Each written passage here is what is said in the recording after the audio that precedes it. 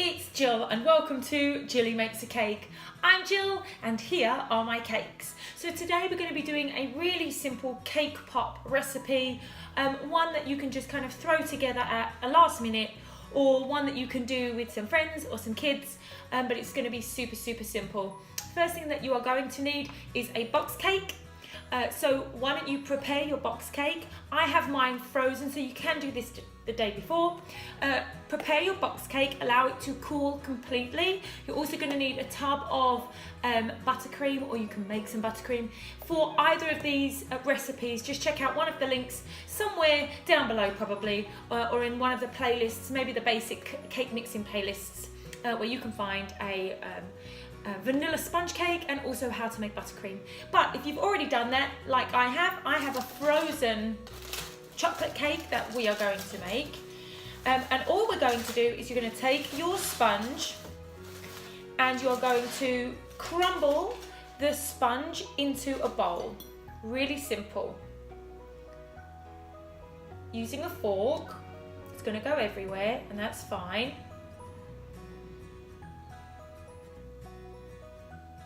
Crumble all of it in, really simply.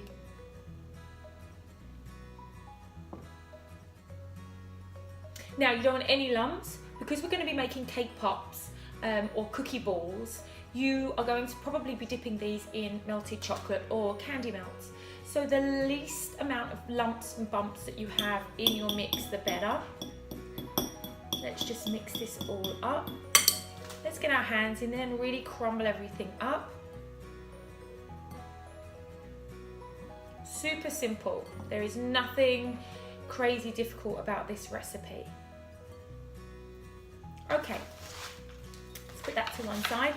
From here, we're going to add our buttercream, and you need to do this bit by bit. This is not something you're just going to throw in the buttercream. So I'm just going to open mine, and I'm going to add a little bit at a time.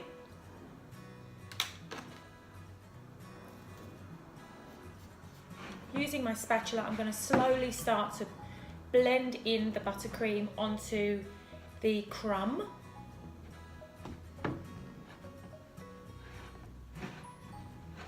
This is really going to be just a straightforward video, so try and keep up. I've done this 1,000 times before, so if this is your first time doing it, you can take your time. Let's add a little bit more.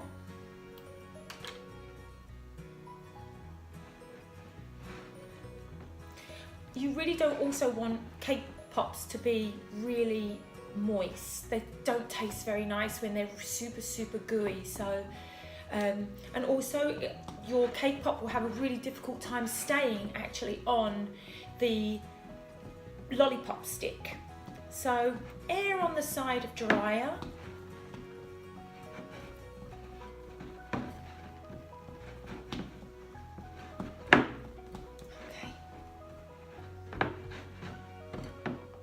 So this is what I have now, and I've only added a small amount, and if I press it together, I straight away get a formation, a shape. So I have a little scoop here that is 2 teaspoons, and what we really want to do is we really want to make sure every cake pop or cookie ball is the same size. So I take my cake pop mixture and I drop it into my little measuring spoon. My words out. We're going to press it together. Now I want to make little bite-sized ones, so I'm going to actually add a second measuring spoon. So I have a 2 teaspoons, so I'm going to add 2 sets of 2 teaspoons to make this size cake pop. You're going to press it together and roll, press it together and roll. It's kind of a firm but a soft pressure.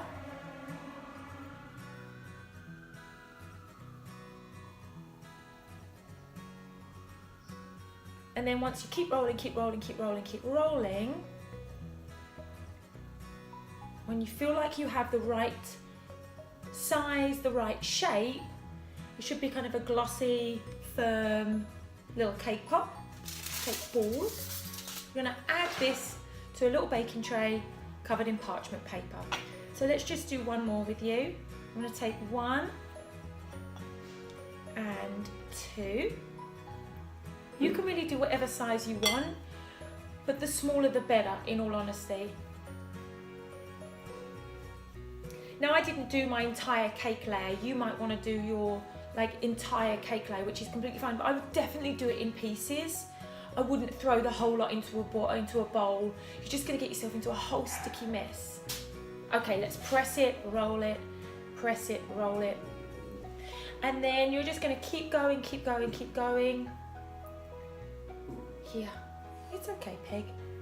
I have a little dog called Peg, and she kind of likes to get involved with the whole neighborhood. Everybody's got a little dog here. Okay, and there's number 2. There's our second cake ball. So I'm going to continue with this. So our next step, once you have completed all of your cake pops or your cookie balls, you're going to put these under cling film and foil. So I have cling film here. I'm going to put that over the top of my cake pops, and then I'm going to, on top of that, I'm going to put a layer of foil. That is going to go into the refrigerator for about an hour. When that comes out of the refrigerator, I'm going to be right back, and I'm going to show you how to put your cake pop sticks, which look like this. We will be melting some candy melt. I have mine in a jar. We're going to be melting this, dipping this in there and pressing it into our cake pops. But that's the next stage. So let's freeze our cake pops or cookie balls, and we'll be right back. Okay, so now we have our cake pops out of the freezer. I've already put some sticks in 3 of them. All we're going to do is melt down some candy melt. I use little glass jars. You can use a bowl if you want, or you can even use a Wilton candy melt melting pot if you want. It's really entirely up to you. I like to have lots of different colours on the go at one time. So for me, the little glass jars work, and also I can seal them up and store them and use them again and again and again. So we're just going to pop our little sticks into our cake pops. I like to tidy up the base of each one too, because I do like a nice finish. You don't have to. That's entirely up to you. And that is our cake pops. So that's it from start to finish. Now you are ready to take your little cake pop. Remember, these now need to set. So you're going to put these back in the refrigerator.